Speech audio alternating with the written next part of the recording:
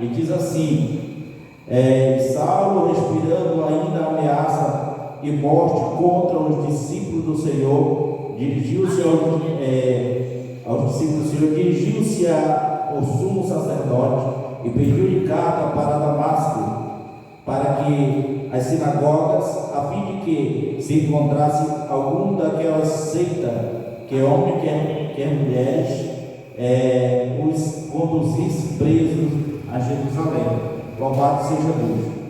Vasos, sempre que se fala de vaso, é algo interessante.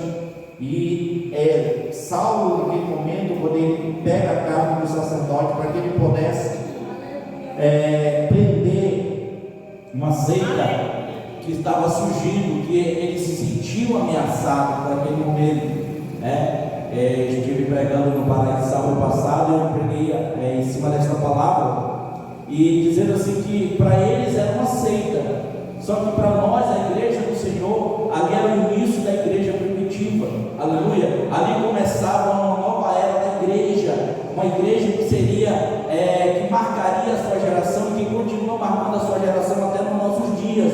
Louvado seja Deus. Só que Saulo, ele sai com essa missão, ele pega a carta do sacerdote para perseguir e prender tanto homens quanto mulheres que ele encontrasse nessa seita. E essa seita era o povo que pregava Cristo, que tinha morrido, mas que tinha sido crucificado, mas ao terceiro dia ressuscitou. E era esta a pregação do evangelho que esse povo, eles começavam a pregar. Só que o detalhe, quando essa igreja ela começa a surgir, ela surge de uma forma tão maravilhosa, um potencial tão grande, que diz que a igreja primitiva, eles vendiam seus bens e repartiam de igual modo entre eles, e a igreja crescia, tanto no lado financeiro quanto no lado espiritual. A igreja crescia e eles se sentiram ameaçados, porque eles representavam a igreja naquele momento. Só que era uma igreja que nós temos visto nos nossos dias, uma igreja onde existia uma coisa monótona, onde todo dia era a mesma coisa. Só que agora está surgindo uma igreja que, mesmo as pessoas sendo mortas em nome do Senhor Jesus, elas não negavam o nome do Senhor, elas não retrocediam.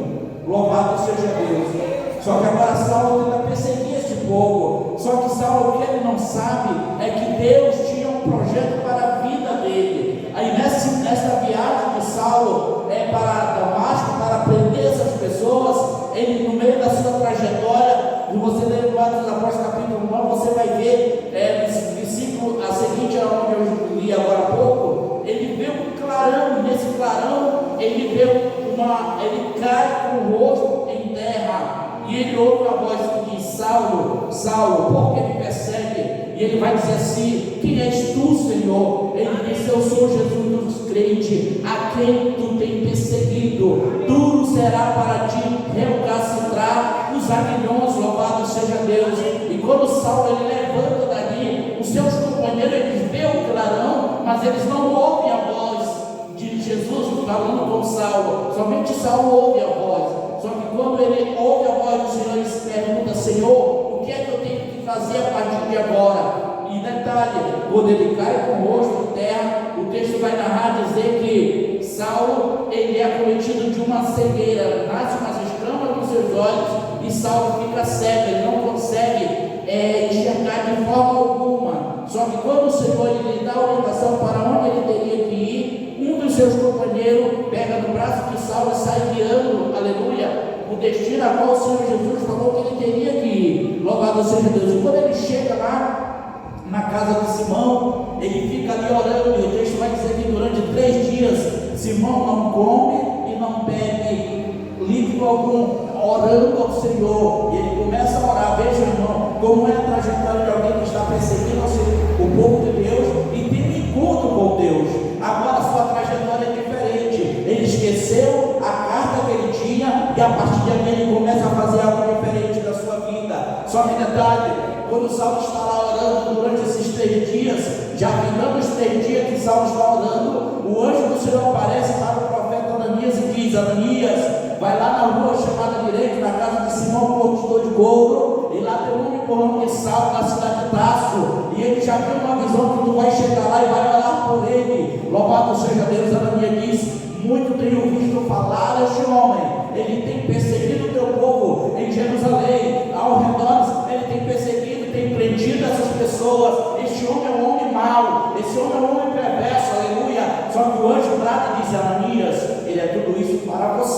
mas para mim, Saulo é vaso e é vaso escolhido para pregar o meu evangelho à casa de Israel, aos príncipes de Israel, aos reis de Israel e até fora de Israel. Louvado seja Deus. E nós vamos ver que a trajetória de Saulo, ali ele passa a ser chamado de Paulo, aleluia. E Ananias entende que ele não tem como mais continuar resistindo à ordem de Deus. Ele vai e chega lá e diz: Paulo, meu irmão, eu vim orar contigo, aleluia. E quando Ananias ele ora sobre Saulo, o profeta Ananias ora sobre ele, as escamas caem dos seus olhos e Paulo volta a enxergar. Louvado seja Deus. Só que diferente, vejamos bem que fisicamente ele não enxergava, mas espiritualmente ele já via que o homem chegava lá e orava por ele. Louvado seja Deus. Então Saulo, naquele momento ali, ele começa a experimentar uma nova experiência na sua vida. Agora ele passa de perseguidor a ser perseguido pelo amor do evangelho. Louvado seja Deus. Então Saulo ele começa agora a pregoar o evangelho, aleluia, uma transformação na sua vida, porque ele entendeu, ele pôde entender naquele momento do seu chamado, que aquilo que ele achava que era certo, perseguir o povo de Deus, ele entendeu que não era certo, mas agora ele ia fazer aquilo que era a vontade do Senhor, que era levar o evangelho, aleluia, pregar o evangelho a todo aquele povo por onde ele passasse. E Paulo consegue ter um grande legado. O apóstolo chega se tornando um apóstolo missionário, na obra missionária, aonde ele vai aconselhar, aleluia. E aqui para encerrar eu abro um parênteses, lá em 1 Coríntios 12, um homem que era perseguidor, aqui em Atos dos Apóstolos, no capítulo 9, em 1 Coríntios 12 ele vai falar sobre o amor, dizer que o amor todo suporta, tudo crê, que o amor não é invejoso, o amor não busca seus próprios interesses, tudo suporta, tudo crê, aleluia. E ele diz: e ainda que eu tivesse o dom de profetizar, ainda que eu tivesse toda a ciência, mas se eu não tiver amor, seria como um sino que tine, aleluia. Ele está dizendo: se você pode fazer o que fizer, mas se você não tiver amor pelo seu próximo, se você não tiver amor pelo Senhor, pela obra de Deus, nada vai te adiantar. Ou seja, não adianta queremos fazer a obra de Deus se não tivermos amor no nosso coração. E quando nós temos amor no nosso coração, é você ser voluntário na obra do Senhor, é você ajudar o teu próximo sem querer algo de volta dessa pessoa. Até porque Jesus nos ensina: se tu fizeres algo para alguém esperando a recompensa, tu já teve a tua recompensa. Mas quando nós fazemos algo por não interesse, que não seja ajudar, aleluia, levantar alguém que está caído, então Deus ele vai nos bradar na nossa vida e vai nos entregar a vitória. Então ser vaso, irmão, é se colocar na posição, é querer passar pelo processo de Deus. E para ser vaso dói, porque vai ser amassado, se cair vai quebrar, vai amassar, vai fazer de novo, e todo esse processo é doloroso. E como o presbítero ele sempre fala, que tem a vaso, o período do esquecimento. O vaso foi feito, foi transformado, agora ele vai ficar lá na prateleira para ele secar até o ponto de pegar o fogo e para ele chegar no ponto perfeito, para ele ser pintado e para ele ser comercializado. Então, e na casa do Senhor não é diferente. Tem um momento que nós estamos na casa do Senhor, todos os dias nós temos oportunidade, mas tem dia que parece que a gente vestiu uma roupa invisível e ninguém nos percebe que estamos ali. E às vezes não é culpa do dirigente, é Deus provando se nós só servimos a Deus quando nós temos oportunidade, ou se independente das oportunidades estaremos na casa do Senhor fazendo a vontade dele. E muitas das vezes você ensaia ali, você prepara a palavra, todo mundo tem oportunidade, menos você. Deus está te testando, Deus está vendo se você está aqui porque você tem oportunidade ou porque você quer parar no céu. Aleluia.